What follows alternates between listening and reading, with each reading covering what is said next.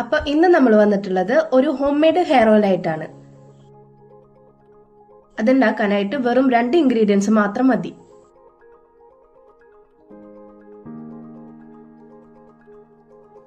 അതിനായിട്ട് നമുക്ക് ഇവിടുന്ന് ഒരു അലോവേര പൊട്ടിച്ചെടുക്കാം.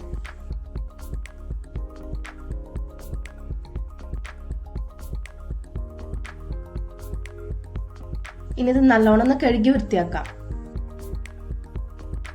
ഇനി ഇതിന്റെ മഞ്ഞക്കറ പോവാനായിട്ട് ഇതൊരു 15 മിനിറ്റ് നിവർത്തി വെക്കാം. ഇതിന്റെ വെള്ളമൊക്കെ ഒന്ന് തുടച്ച് വൃത്തിയാക്കി ഇത് ചെറിയ കഷ്ണങ്ങളാക്കി മുറിച്ചെടുക്കാം.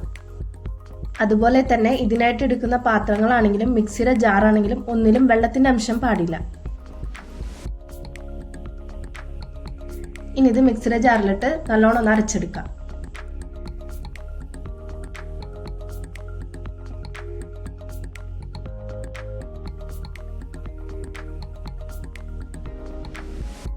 ഇനി നമുക്ക് ഇതിലേക്ക് ഒരു 250 ml വെളിച്ചെണ്ണ വേണം.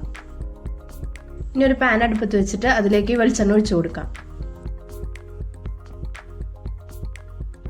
ഇനി വെളിച്ചെണ്ണ ചെറുതായിട്ടൊന്ന് ചൂടായി വരുമ്പോൾ അതിലേക്ക് അരച്ചു വെച്ച അലോവേര ഒഴിച്ചു കൊടുക്കാം.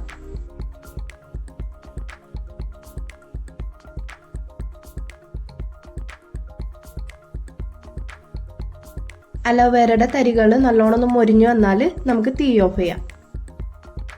ഇനി ഇത് ചൂടാറിയതിന് ശേഷം ഒരു കുപ്പിയിലാക്കി നമുക്കിത് സൂക്ഷിക്കാം.